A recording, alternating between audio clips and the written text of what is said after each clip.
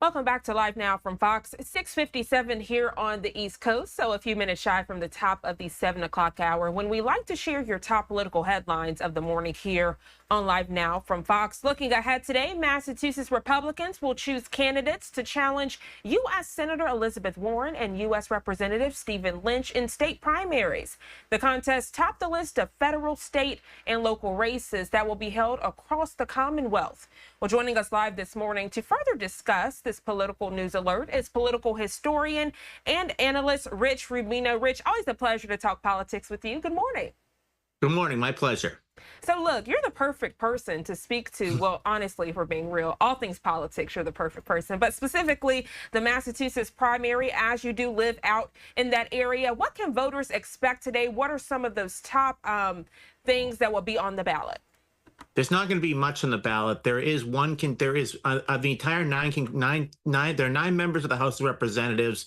All are Democrats. There's only 2 that potentially could have a challenge. Bill Keating has 1 candidate running against him. Steve Lynch has 3, but they're all in very safe seats. In Steve Lynch's case, it was a district that went 67% last time around for Biden. Massachusetts is one of the most Democratic states in the country. Even though 64% are unenrolled, most of those unenrolled voters tend to vote Democrat at the final analysis. There is one Senate race that Elizabeth Warren is running for re-election. She's unopposed in the Democratic primary. In the Republican primary, there are 3 candidates running against each other. You have on the one hand, you have 3 candidates running against each other. 2 are running essentially as Charlie Baker or Bill Weld type moderates, meaning essentially there's a certain brand of Republican, if you will, that gets elected in Massachusetts sometimes, where they try to run as fiscally conservative, socially moderate, or socially liberal.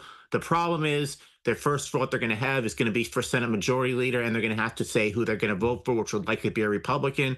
Both of those candidates, by the way, Ian Cain and John Deaton, have said that they will not vote for Donald Trump or Vice President Harris for president in 2024. They're trying to kind of thread the needle, if you will, or thread the line. So they're running essentially as moderate Republicans. And there's one other one, Rob Antonellis, who's running as a traditional, unreserved, full-spectrum conservative Republican, the type that you would see somewhere around the country other than Massachusetts. He believes that he can win. They all believe they can win the general election. It's going to be a very uphill battle. I think that every poll, any indication would indicate that that Elizabeth Warren pretty much is the heavy favorite.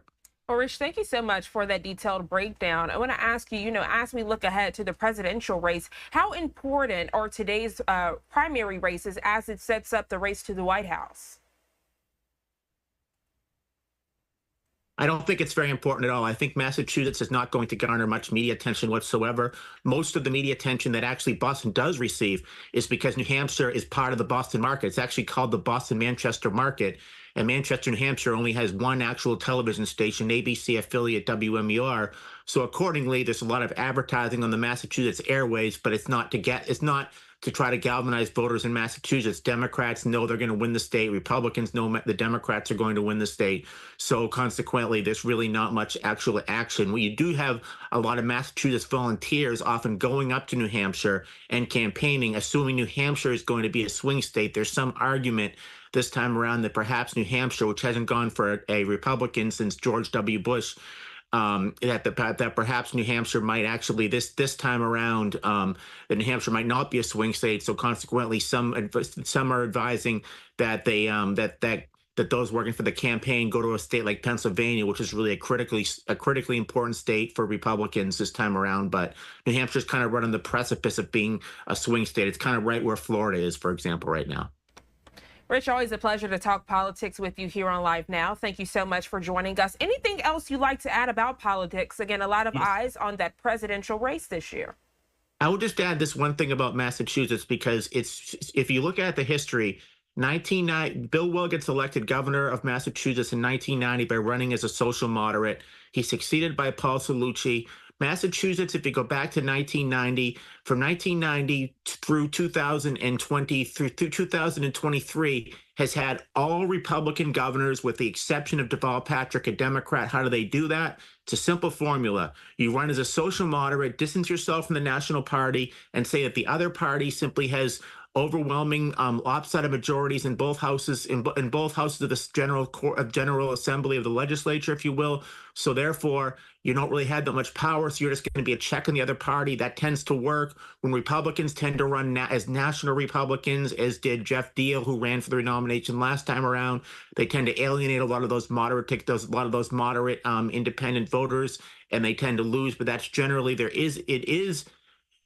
governor is the one office where Republicans tend to dominate in Massachusetts. You run for a seat in the Congress, the first vote you're going to have is going to be for leadership, and you're going to have to argue, you're going to have to say that who you vote for that position. So it makes it very hard for Republicans to win in the House and the Senate. And since 1997, Scott Brown has been the only Republican that's won any legislative seats federally in Massachusetts in the entire time. Political historian and analyst Rich Rubino, always a pleasure to talk politics with you. Thank you so much for joining us here on Live Now. I hope you enjoy the rest of your day. Thank you as well. Thank you so much.